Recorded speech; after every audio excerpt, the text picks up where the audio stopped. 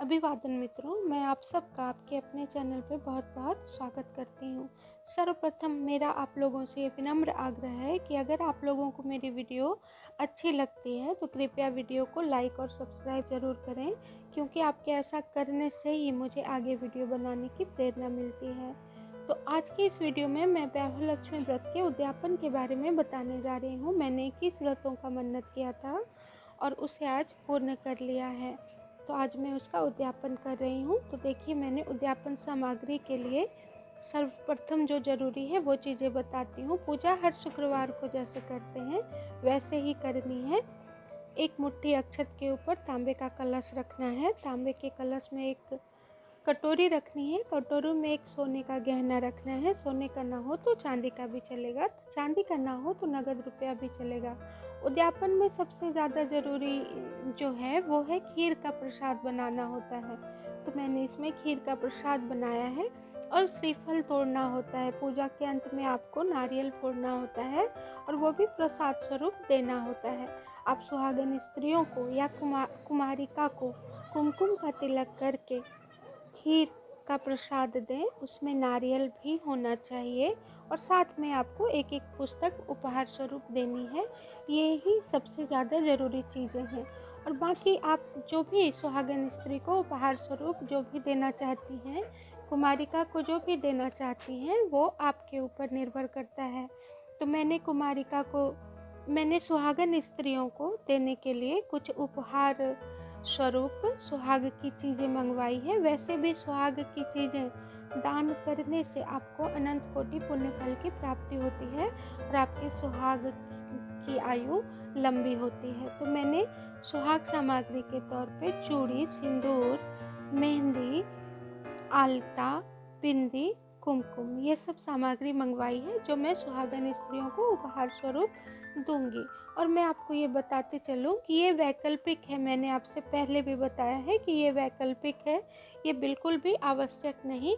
आवश्यक है खीर का प्रसाद, नारियल और एक एक पुस्तक उपहार स्वरूप जो देनी है, वो सबसे ज़्यादा ज़रूरी है। पूजा जैसे हर शुक्रवार को करते हैं वैसे ही करना है। सर्वप्रथम आपको लक्ष्मी सतवन का पाठ करना है, फिर कथा पढ़नी है। कथा के अंत में आपको आरती करनी है और आरती करने के बाद आपको सच्चे हृदय से 11 बार जय वैभव लक्ष्मी माँ इस तरह बोलना है। और पूजा के अंत में आपको माता जी से प्रार्थना करनी है कि हे माता जी, मैंने आपका 21 व्रतों का मन्नत किया था, तो आज मैंने वो व्रत पूर्ण कर लिया है। तो हम सबका कल्याण करो। आपने जो भी मन्नत मांगी है वो आप माता जी के समक्ष बोलें। साथ में ये भी बोलें कि हे माता, सभी सुहागन स्त्रियों का सुहाग अखंड रखना, कुंवारी लड़कियों को मनभावन पति देना, जिसे संतान ना हो उसे संतान देना। हे माता, सबका कल्याण करना।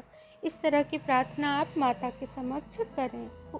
पूजा से जुड़ी और कुछ ज़रूरी बातें हैं जो मैं आपको बताते चलूँ कि सर्वप्रथम आपने सामग्री में देखी होगी कि मैंने जो दिया जलाया था पूजा के लिए, उस दिए से आपको आरती नहीं करनी है। आप आरती के लिए अलग दिया बनाएं या फिर आप कर्पूर से आरती करें। उसके अलावे भी आपने 4 दिया देखा होगा।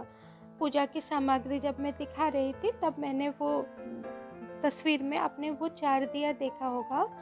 2 दिए आपको प्रवेश द्वार पे जलानी है। जिस दिन आप व्रत का उद्यापन करती हैं उस दिन आपको प्रवेश द्वार पे 2 दिया जलाना ही चाहिए।